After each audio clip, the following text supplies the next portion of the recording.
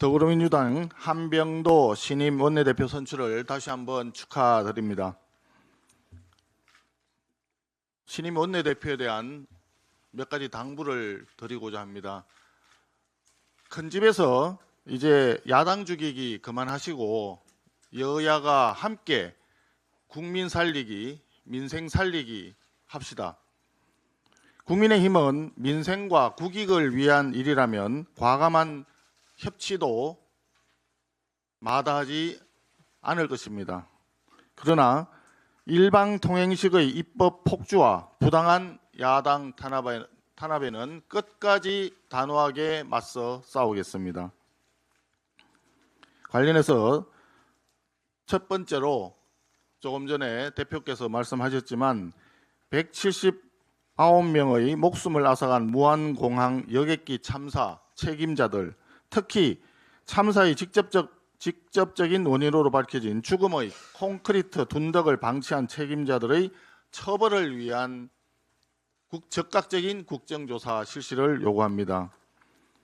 1999년 설계보고서에 포함되지 않은 콘크리트 둔덕이 세워진 이유가 무엇인지, 2007년 공항 개항 당시 현장 점검에서 부적합 평가가 나왔지만 이것이 묵살된 이유가 무엇인지, 2020년 계량공사 당시 바로잡지 않은 이유는 무엇인지 이것을 국정조사를 통해서 명명백백하게 밝혀야 합니다. 더불어민주당은 2020년 계량공사의 책임자를 비롯한 죽음의 둔덕 방치 주요 책임자들의 국조 정인 채택에 적극적으로 협조해야만 합니다. 아울러 책임자들을 강력히 처벌하기 위한 중대재해처벌법 개정 논의에도 적극 착수하기를 요청합니다. 둘째, 2특 2조, 다시 말해서 2특검 2국정조사에 전면 협조하기를 바랍니다. 통일교 특검은 통일교 신천지가 아니라 통일교 민중기 특검이어야 합니다. 야당 의원만 선택적으로 수사하고 여당 의원의 똑같은 의혹은 4개월간 은폐한 민중기 특검팀의 야당 표적 편파 수사에 대한 특검이 꼭 필요한 것입니다. 공천 뇌물 특검도 마찬가지입니다. 당시 당대표였던 이재명 대통령, 김현지 부속실장 등 현 정권 실세들의 무고함을 증명하기 위해서라도 더불어민주당은 반드시 공천 뇌물 사건에 대한 특검을 수용해야 합니다. 대장동 항소 포기 국정조사는 이미 김병기 전임 원내대표 시절에 추진하기로 합의했던 사안입니다.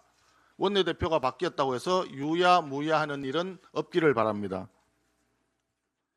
그리고 마지막으로 국민 개인에 대한 정보보호 실태 국정조사는 쿠팡뿐만이 아니라 지난해에도 논란이 되었던 통신 3사 해킹, 그리고 알리, 테무 등 해외 플랫폼 업체 과징금 사유에 대한 전방위적 조사로 재발 방지 대책 마련이 꼭 필요합니다. 셋째, 2차 종합특검의 15일 본회의 일방 처리 방침을 즉각 철회하기 바랍니다.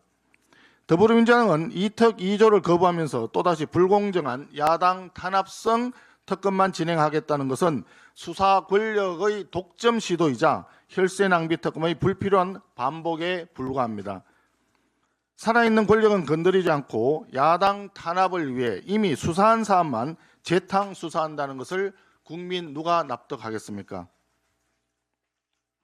마지막으로 전임 원내대표 시절 원내 1, 2당 간 동수로 합의한 국회 윤리특위 구성을 조속히 마무리하기를 제안합니다. 강선우, 김병기, 장경태 의원 등에 대한 징계 논의를 즉각 착수합시다. 이상입니다.